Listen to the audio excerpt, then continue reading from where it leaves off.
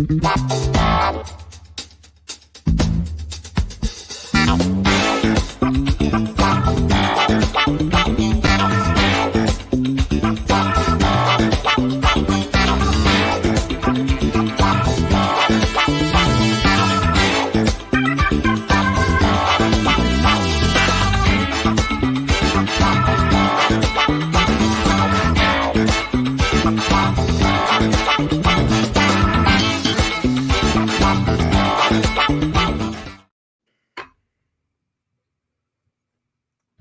day, everyone, and welcome to South Jersey Real Estate Investment Network's South Jersey Live. We are live on Facebook with you right now. I am Bud Evans, host of the Aim High podcast, and your co-host is Phil Tudor, coach with the South Jersey Real Estate Investors Network. How you doing, Phil? I'm doing great. How are you today? Always great, man. Always great. Feeling great. Just got done with a massage and a good workout, and now I'm ready to start the day. Let's go. Now That's a good start. All right. Absolutely. So, Phil, I've got a question for you, man. I know your business is moving along, you're growing.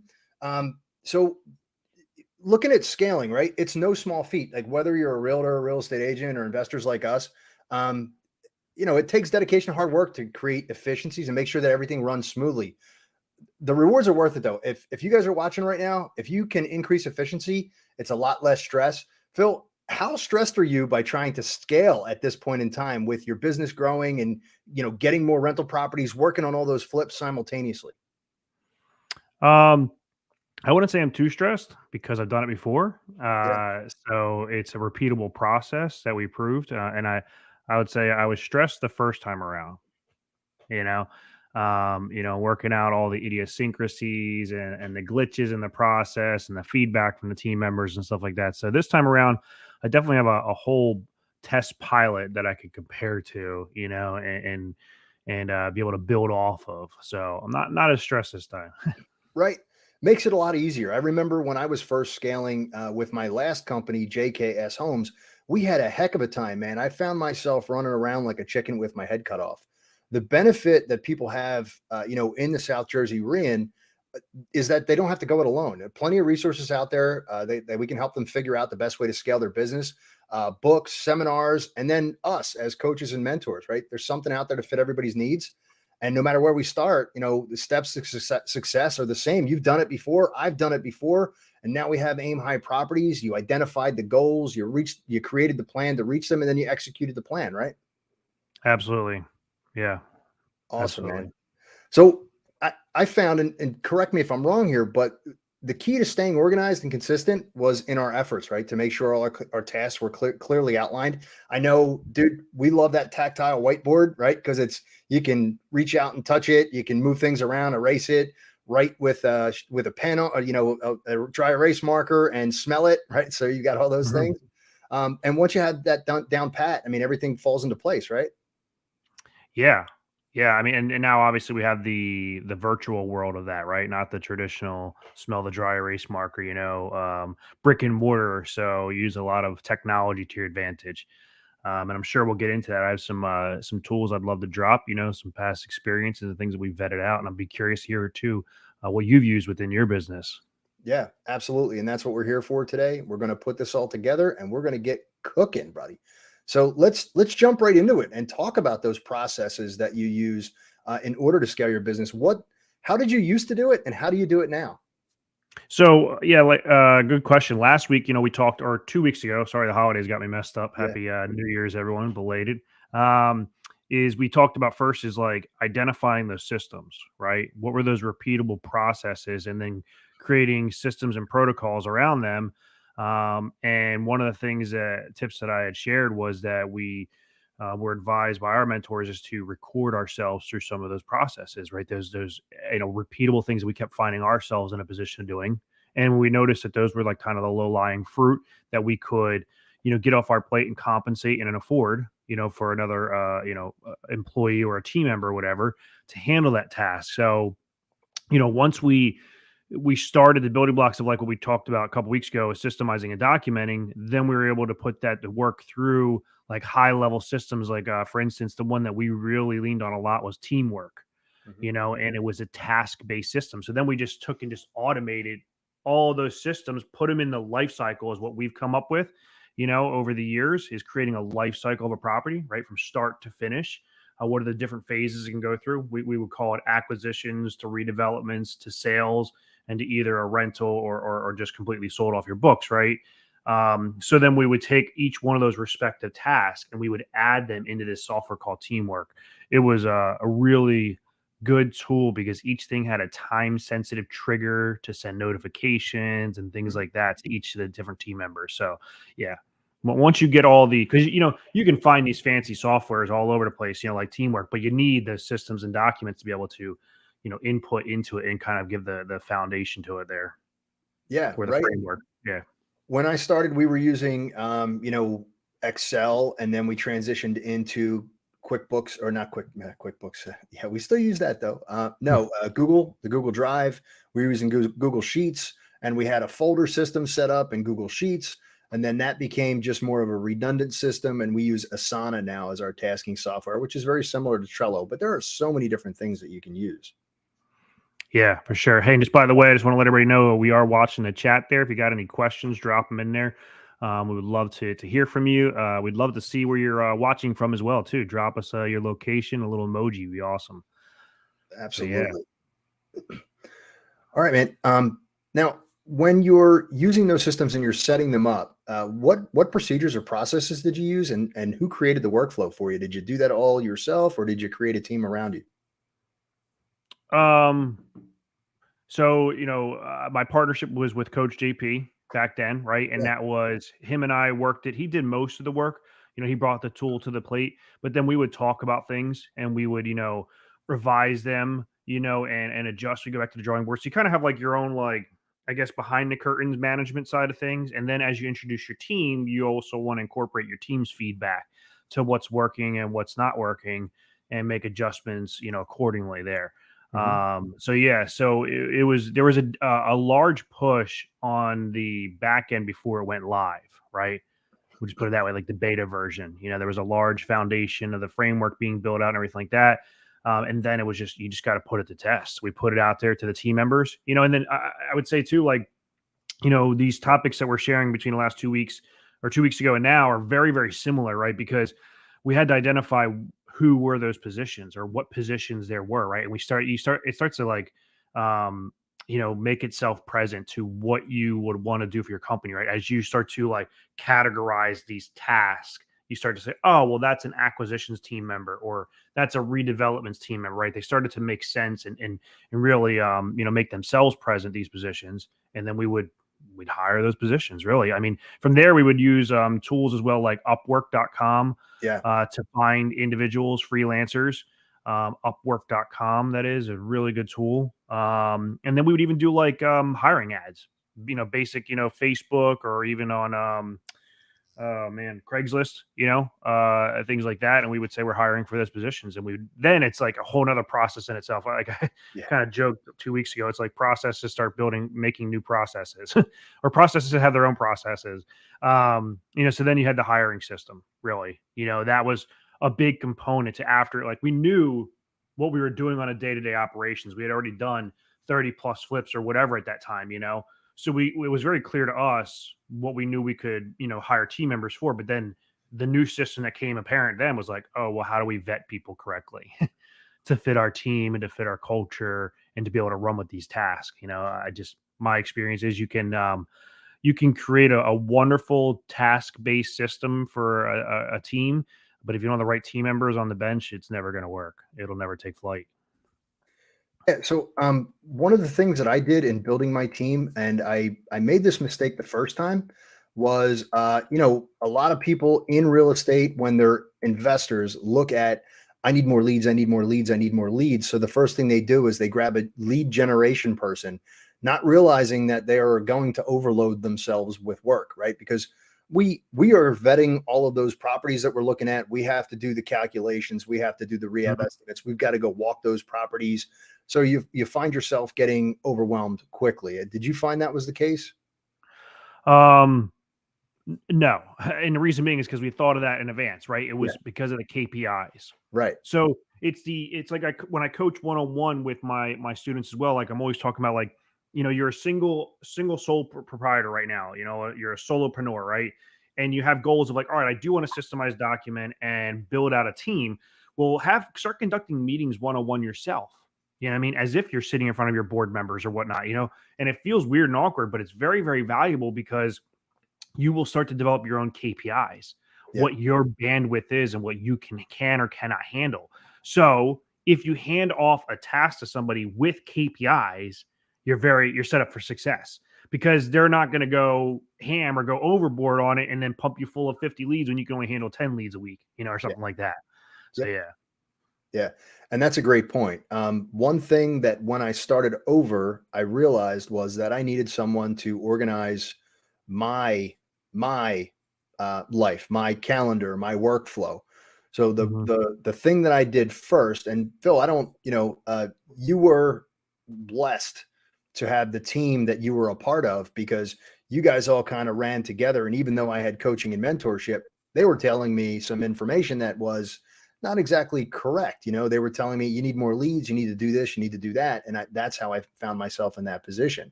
Mhm. Once I started talking to other investors, basically they told me, hey, if you just take this little stuff off your plate first, you'll have a lot more room to work on the rocks, right? I'm referring to Gino Wickman's EOS model, right? The rocks. So picture a jar, you fill it full of rocks. Is the jar full? Not really. Now you can put in gravel. Now you're filling it with the little stuff. Now it still looks like it's full, but it's not. Now you can pour in water and now the jar is actually full to the top, right? So that's kind of the big rocks, the rocks are the things that you should be taking care of, right? The gravel Mhm. is stuff that you can pawn off and the water is stuff that you can wait until later, right? Mhm. Until everything else is done and then move on that. But just a quick question, man. Do you think it would be beneficial if I were to, before the end of this call, drop a link to an executive assistant job description so that people who are watching right now could essentially do what I did and hire an executive assistant to take a large portion of all their stuff off their Yeah. shoulders? You think that'd be something? Absolutely. Okay. Absolutely, man. I think the community would love that for sure. Yeah, and that's lends to like what I was saying earlier. The biggest system that came into play when you wanted to go put this, let the rubber meet the road here on this thing and take flight, building a team is hiring ads, hiring systems. So absolutely, that's a huge value. And I would be curious to see what yours was too. I mean, we would just have what I call them killer job hiring ads. Hmm. And I still have the templates for them, and I would modify them. There's a lot of psychology that goes into just that step, right? Weeding out a lot of the junk in advance of your hiring system is going to save you a tremendous amount of time to finding these team members to scale with. Yeah. Right. Yeah, man. And it doesn't just stop there. The you were talking about the key performance indicators. The more detailed your job description is for the people on your team, the more integrated you all become because everyone knows exactly what each other is doing. Mhm. And that way you can grow together. I'm not going to use the actual military term, but let's just say that we foul up until we stop fouling up. Okay. Mhm. And that's kind of the way that I see growth. Everyone is going to make some mistakes. And as long as we're there to pick each other up off the ground, eventually those mistakes will stop. Right. And Yeah. so we went from executive assistant, then we hired a lead generation person who eventually became our lead manager. We moved over to acquisitions. We found a transaction coordinator. We had a project manager. And then we started moving from there, right? Now we have marketing, we have dispositions, and then we incorporated our own and vertically integrating right now with our own property management company, Mhm. Awesome. right? Awesome. Speak, Yeah. Speaking of the devil, there is Lay DeLiva. She is my partner in the marketing company. Hi, Lay. Yeah. Yeah, and it's I like what you keep coming back to the common thread of the culture that Yeah. you build, right? Like you have to be in a fail forward, position. If you're sitting here and you're saying I don't feel led to make this move to build out team members or hire anybody until I perfect the position, you're probably never going to move forward. And the saying that we used to live off of was it's better done than not done. Hmm. You know, we would, obviously want to hit it, hit the nail on the head and make a perfect position or a perfect decision, but that's just not reality. So you got to be willing to subject yourself to failure and pain points, and just the biggest factor to move forward or past them is to reflect on what you experienced, right? What went well, what could have gone better, and then make those adjustments. And you just eventually you'll find yourself in like a beautifully operating system and team and whatnot. And it will even become more apparent too if the right team members are on your team. As you start to develop that, you might not know your culture just yet, right? Mhm. I get, it reminds me kind of contractor onboarding, right?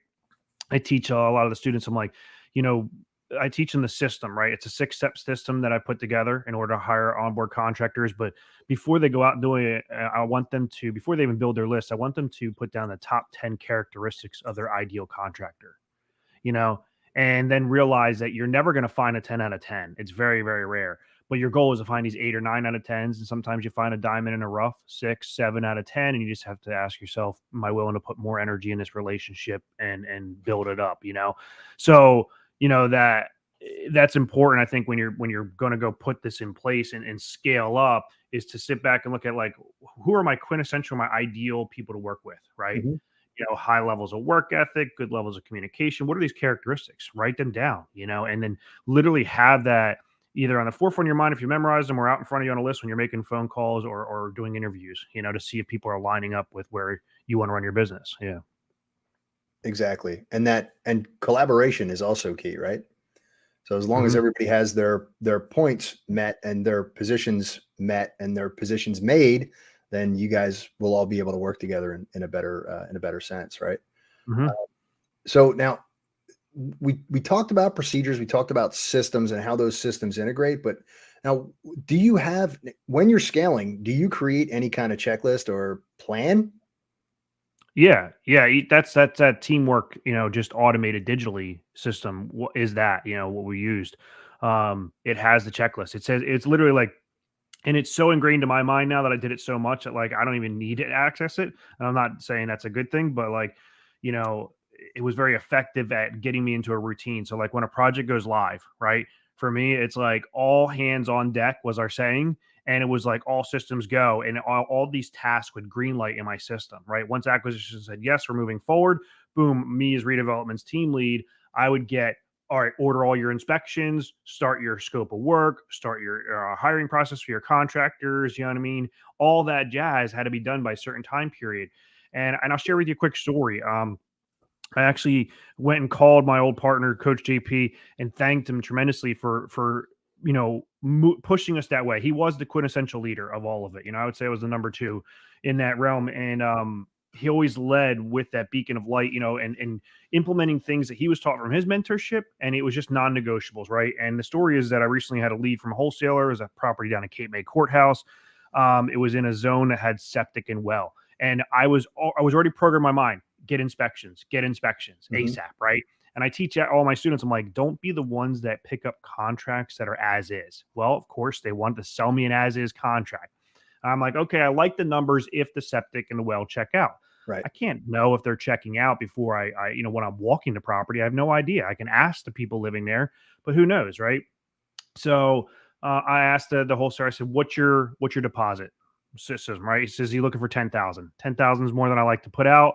Let's do 5,000." Well, one of the things that we used to do is always put it in snail mail, right? Mhm. Let that deposit take as long as it needs to take to get there, because until they get it, right, these are my rights within the contract. Is I want to be able to put a stop payment on that if I don't want to move forward on that deal because it's a non-refundable deposit. Well, I had worked out with him that, hey, what if the septic fails? What are we going to do with this $5,000 deposit we negotiated? He says, I'll split it with you. 2,500 would be non-refundable. Okay, let's go forward. But what I did is before I sent my deposit, I got my inspector out there immediately. Yeah. And immediately I got the information for 250 bucks. I found out the septic was bad. $24,000 system. He wasn't willing to negotiate on a sale for me. So I didn't even send my deposit in. 250 bucks saved me a $24,000 loss. Yep. But what I'm trying to get at is that was a system within our team, right? Within teamwork that got ingrained in my mind of just like, it's just a timeline, like boom, the gates open. I'm like, all right, inspections is just second nature to me now. Yeah. Yeah. So And that's a great point. we also have developed checklist processes, procedures, and all that for our when we make a purchase. Each one gets assigned to the appropriate person, and it's a cookie cutter, right? So you're just hitting copy, and then you're adding an address to the title, and then you're assigning it to someone, and then Mhm. it's just boom, boom, boom, boom, boom, boom, boom, boom. Milestone 1, milestone 2, milestone 3, right? Mhm. Which is awesome, especially when you're trying to grow and trying to build and adding new people. And you're using, I'm going to throw out a few things that we use here. We're using Descript to record videos with transcription so that we can then download that transcription and post it as notes to something, and they can watch the video or they can watch the notes. We use Loom for pretty much the same reason. We can take a process that we use and actually drop it on Loom and show as we're going through the process, which you guys, what do we have on South Jersey Rian right now? We have a bunch of videos with Coach JP in the bottom left-hand corner going through the processes and documents that we use. Guys, if you're an elite member, go over, check out sjrian.com, sign up there. You get access to all of this stuff and more. And then, and you can use those Loom videos and show exactly what we're looking at, right? We use Asana for that process that I previously mentioned. And then we use Slack for communications within the team. We use Open Phone so that I can see all of the conversations. My executive assistant can see all of the conversations. And then each director has their own phone number. Each directorate has their own phone number, and they can see everything that's going on within their purview, right? Within their view. So having those checklist processes and procedures really kind of bails you out. In your case, it was 24,000, right? When I first started out, I didn't have that, and I actually lost the $2,500 deposit on what turned out not to be a septic tank and turned out to be a cesspool, and I thought it was city water, Yeah. city water and sewer. So I have a question for you then, but we'll flip the script here and I'll ask you a Yeah, question. hit me. You chose those products, right? You named Asana, Descript, Loom, right? Mhm. We had chosen Teamwork because we were heavily into Google products. So what I'm curious of is what led you down the path to find them? Because I know for me, not half the battle, but a large part of the battle of scaling was figuring out what tools to use, Yeah, right? yeah. Great point. Trial and error. Okay. Trial and error. Yeah. So we moved from we were using Podio. We tried, which was a CRM, but it's also you can use it as a tasking software, right? And task people within the system. You can assign tasks to people, assign projects to people, have them report on those projects through Podio. Then we realized that it was a lot. I don't want to badmouth it. It's a capable system. You just have to build it out. There was way too much to build on it. So we moved over to Trello. Trello is like Asana. It's a little prettier, but it's not as functional as Asana. We can integrate Asana with Zapier. I know I'm name dropping programs here, guys, but Mhm. Zapier is a system that you can, if you do something in Asana, it will automatically through Zap drop a notification into a person's chat in Slack. So not only will it notify them through Asana, but it will also notify them through Slack, depending on which system they may or may not be monitoring at the time. Gotcha. Same thing with Asana and Slack, and using that same Zap. We have Open Phone. If something happens in Open Phone, like let's say, for example, one of my tenants for Second Street Property Management has a question that pops in there, it immediately goes through the Zap and drops a notification in Slack that, hey, you just got a text message. I love that kind of stuff, man. But Mhm. it was all trial and error. We used Just Call. We used just a couple of other phone call systems, voice over IP type systems. We settled with Open Phone. We have Twilio because now we're using as a CRM. We're using Go High Level. I will tell you flat out, it is one of the most capable client relationship management tools that we've ever used. We built a website out. We built automations out. We can do text messages. We can do emails. It saves us a lot of grief. So for the consulting stuff that we're doing, we're putting Mhm. that at Go High Level, and Yeah. all that stuff was found by going through, Real Flow, Automated Deal Flow, Deal Finder slash. What else did we use? We used we PropStream. tried Keep, Infusionsoft. What was that other one? PropStream. Yeah, so Yeah. PropStream is not necessarily a CRM. We did try REI Soft. PropStream is a really good way to pull leads, but Mhm. not really a great way to store leads. And if you're using their automated system, that's great because it will keep populating whatever search parameters you have, and that's fantastic capability within PropStream. And we did Mhm. use it, but we're kind of moving away from that and just we are totally doing MLS domination right now and wholesaling. That's what we're looking Yeah. at as our So it sounds to me like the key, if we were speaking to somebody that's brand new, right, that wants to scale, yeah, they're following along with us here on all of our episodes, and it's when we're shopping for these softwares, integration, right, is a key component between all of them because not everything, there's no one-stop shop for everything yep, we need to do. So integration, or at least to be done the best in each one of those sectors, right, right? right. So integration is key. Um, Usability and simplicity.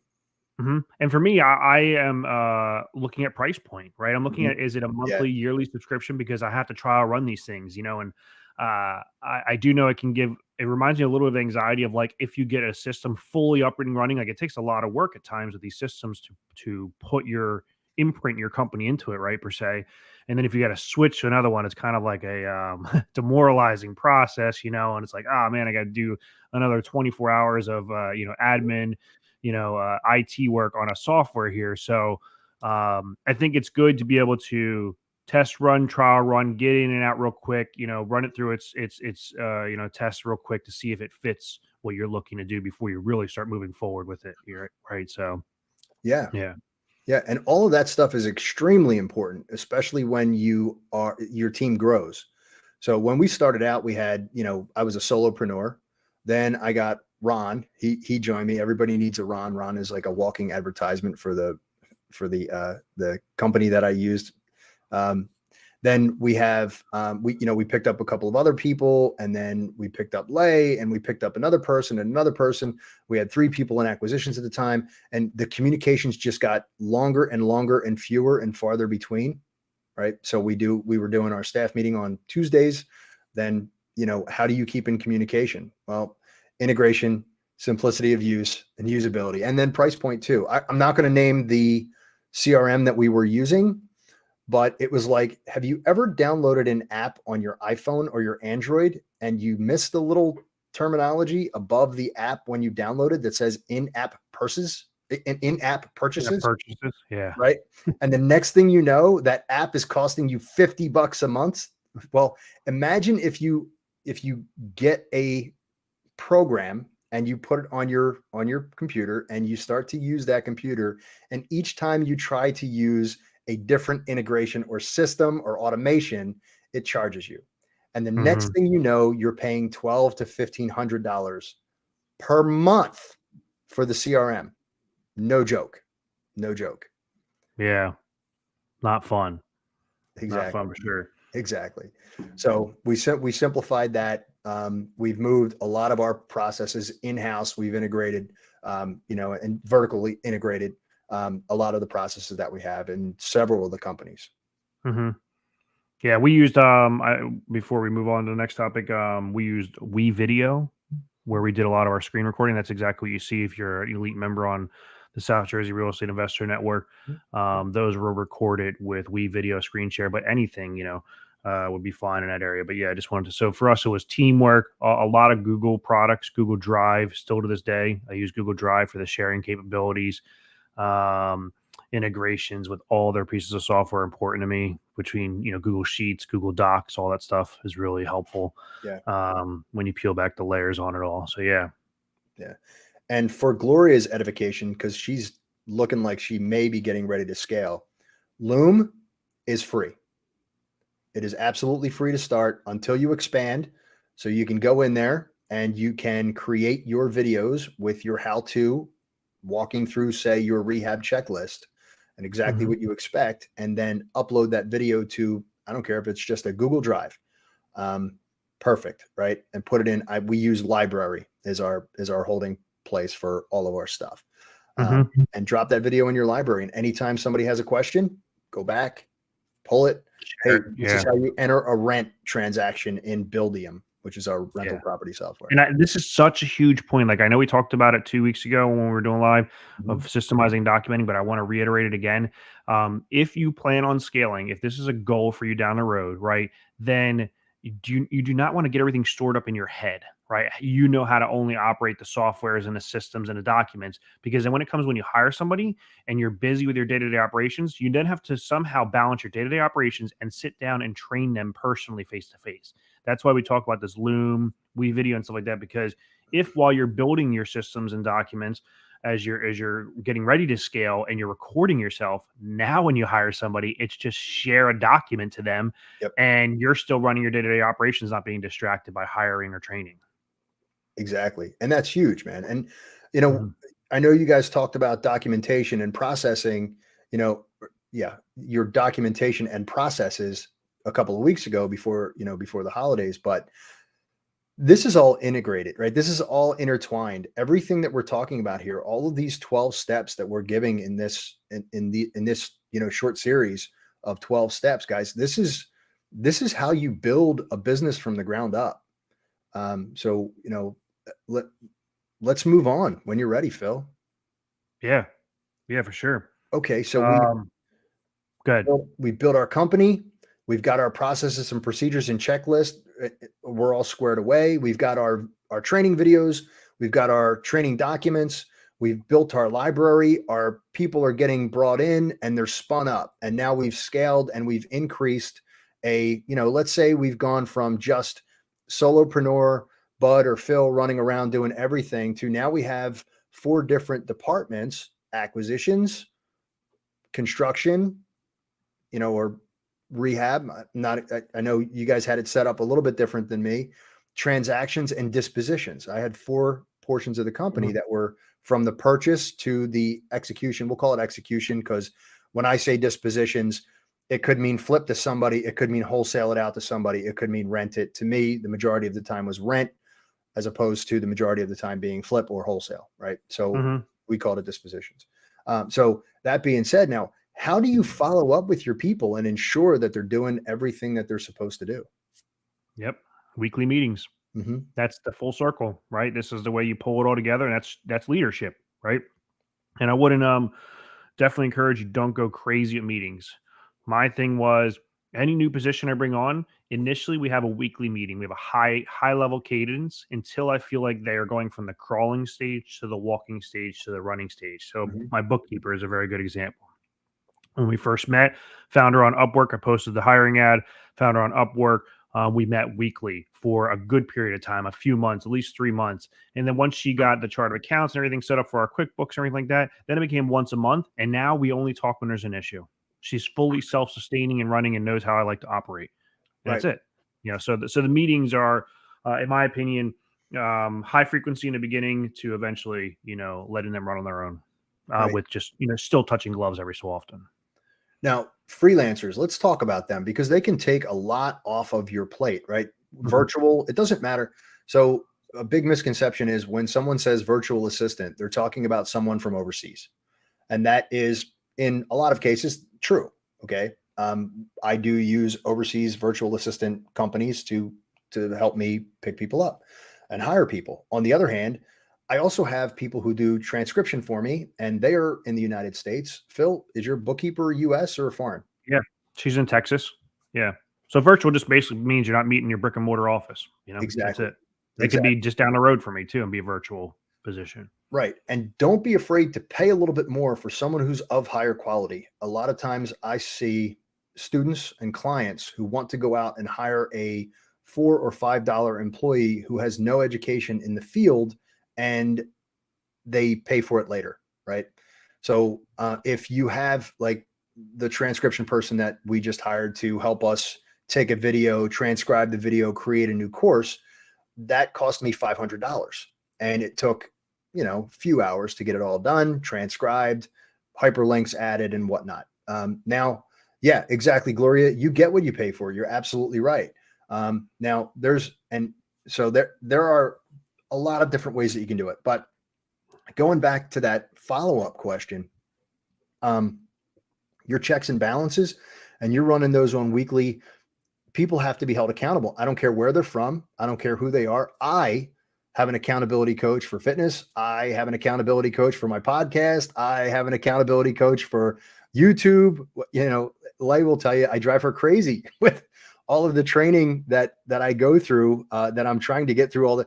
I have an accountability coach for Buildium right now because I'm trying to get my head wrapped around all of that kind of stuff. Right? Yeah. She's dropping more links into the chat. Thank you very much, Lay. I'm not sure which one that is. Hopefully it's not that embarrassing to me. I hope it's something that's just highly educational. I'm hoping that it's not something that I did that she caught on camera. That would be Probably for our upcoming amazing event. I'm sure it is, Phil. And you know what? Yeah. Since we're talking about follow-ups, right? This is the 1 week warning. And if you missed the beginning of this episode of Facebook Live at South Jersey Arena, here's the deal, guys. On Saturday the 14th, we have like 8 hours of high quality information from 9 o'clock in the morning until about 5 p.m. with a break for lunch. We have several approved vendors who will be talking as well. We're going to have breakout sessions and networking as well. All right. So guys, okay, great. All right, there we go. Educational video about 25 versus 10. Absolutely. Thank you, Larry. I appreciate it. Yeah, guys. So next week, Saturday, it's a hybrid model. We have a very few seats left for the in-person, but we do have, it's unlimited for the hybrid if you want to check it out and zoom in. Guys, if you're interested in attending that, it's all about rental properties. The last couple of speakers, Coach Phil and Brian Fine, are going to be talking about economic outlook and then building the real relationships, what the real relationships are in real estate. And before that, guys, we're going over the BRRRR model, property management, short-term rentals, mid-term rentals, long-term rentals. Boom. Yep. How to buy a rental without your own money, right? I think right. So. Exactly. Right. Yeah. Listen, I've never been blown away by someone as much as Yasser, the captain himself. The real estate captain blows me away when he starts talking about subject to seller financing and how to. I mean, it's just it's amazing. He's a wealth. I'm really looking forward to that one. Every time he speaks, I just find myself with my mouth, my jaw dropped. So it's fantastic. Yeah, so that's this Saturday. Yep, definitely don't want to miss it, y'all. It's going to be great. You can find information all over. We're marketing it all over the place, right? You can find it in our group page. But if you have any questions, Lay just posted it right there too. There's a link you can click on it in the comments. So cool. So that's our follow up, right? Yeah, and then we're going to go back to that's the follow up on that, and then supervising the supervisors, right? Have you ever read the book Extreme Ownership? I have not. No. Man, it's a good one. I would definitely recommend that anyone who's on this or anyone who watches this later on, check out Extreme Ownership. It's by Jocko Willink and Leif Babin. They were two SEALs, and they break things down into a bite-sized chunks. To put it mildly, no one should supervise any more than 3 or 4 people. Okay. It's the military mentality where we go from company to platoon, from platoon to fire, to squad to fire team. And a fire team is controlled by a fire team leader. Fire team falls under the squad, which is 2 fire teams. You have 4 squads, which is generally a platoon. Then you have 4 platoons, which equals a company. And then the companies, you multiply them and they become the brigade. But even the brigade commander should only have 4 company commanders. All right. So it's how to break down a multi-million-dollar company to the point where you can only really have to deal with. And I'm not saying that this is a good thing, but once you get to a certain point, it becomes overwhelming if you're trying to be the one guy who has to talk to 300 people. Right. Right. Yeah. Right. So it's like tiers of management and what your bandwidth can be. Exactly. And it's the organizational structure, and it goes into that. And the other part of that book that is fantastic, that I found the most value in, is no matter what goes wrong, it's your fault. It's my fault. If something goes wrong in my company, it's my fault. If my project manager drops the ball and I have to fire him, that's my fault. I was not clear enough on my instructions. I was not, I did not provide the adequate information. So that's extreme ownership in its boiled down form. Yeah. One thing I'd like to add real quick there too is I know this is a little bit off topic, but I'm sure a lot of people, if you're listening into us and you haven't done any scaling yet, you're thinking like, how do I afford these people, right? One of my favorite techniques that I was taught early on was tie the compensation to the transaction. Mhm. Okay. So if you're like, you know how like when we're analyzing a deal, right, and you're looking at your repair estimates, just calculating your overhead expenditures. So like I know automated deal flow, which I still use for doing a deal analyzer on these properties, there'll be miscellaneous buying costs or miscellaneous selling costs. And I will add those team members' fees, those transactional fees into that there. So when I'm doing my deal evaluation on the front end, it's telling me I can or cannot afford it, based Right. on my team's overhead. So I think that's a very good approach early on. And I have just continued to stay with it. Like I personally, coming from my construction company perspective now, I hate hourly employees. I do. It's not to them. I hate the concept, Yeah. because the concept creates inefficiencies within the labor force. Because, for instance, if a guy of mine installs a door wrong, and I paid him to install that door and he damaged the door installing it, now I have to pay him to remove the door. I got to buy the door again and I got to pay him to reinstall the door. Exactly. Whereas if there's a piece rate or if there is a tied to the transaction type of approach, it's you only get paid upon satisfaction of the completed product. And Right. that's a very powerful way to go. And it's a very powerful motivator for the team member to perform, you know. So Phil, a major red flag for me is I need money because I got to pay my guys.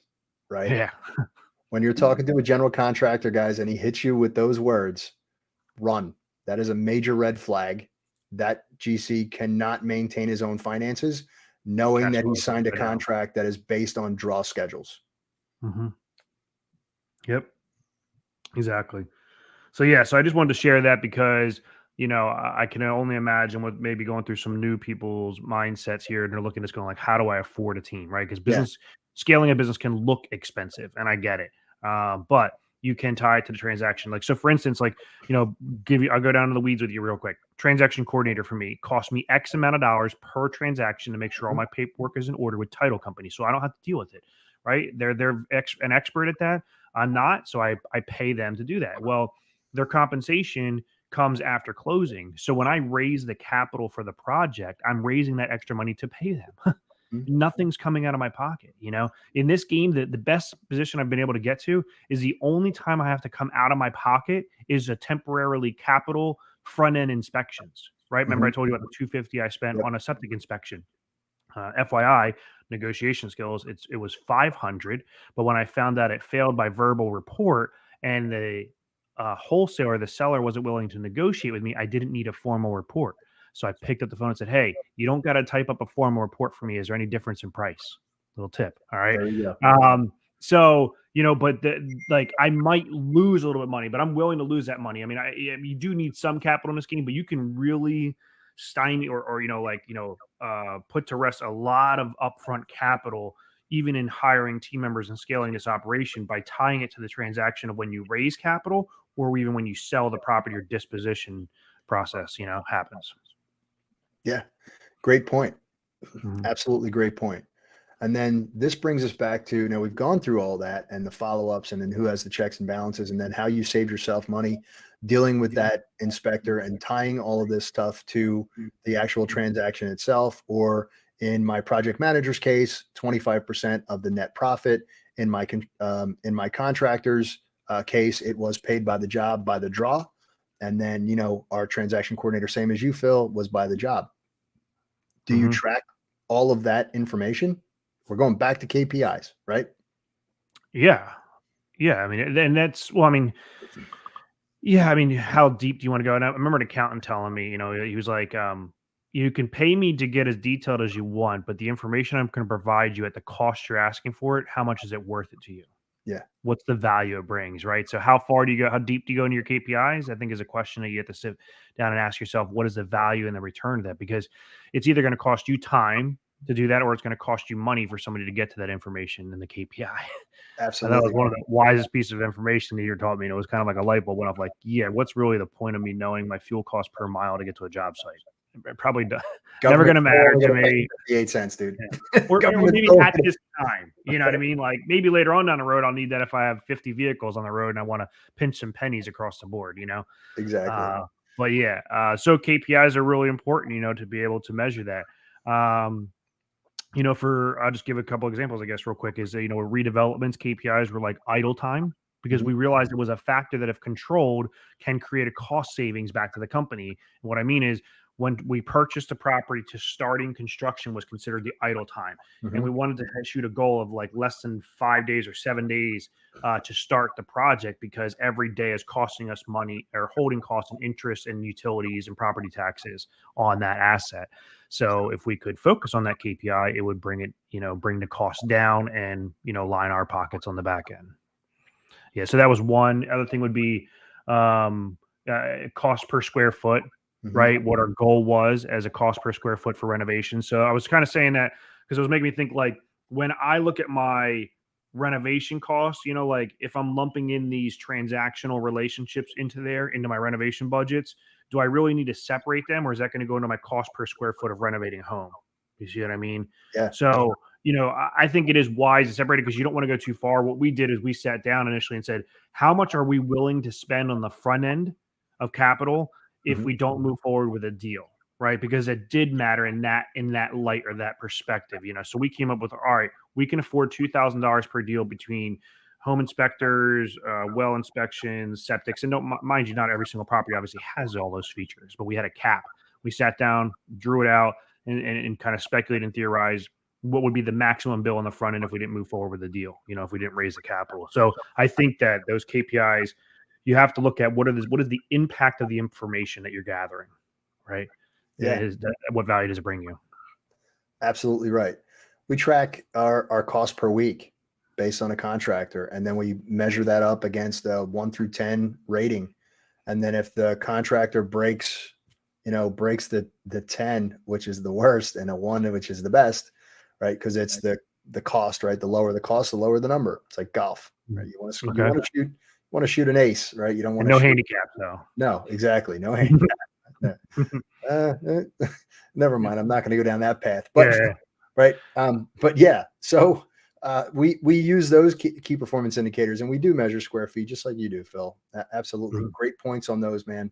And guys, if you have any questions, please reach out. Don't let fear keep you from scaling your business. Some hard work and dedication and the right guidance, and you can do it.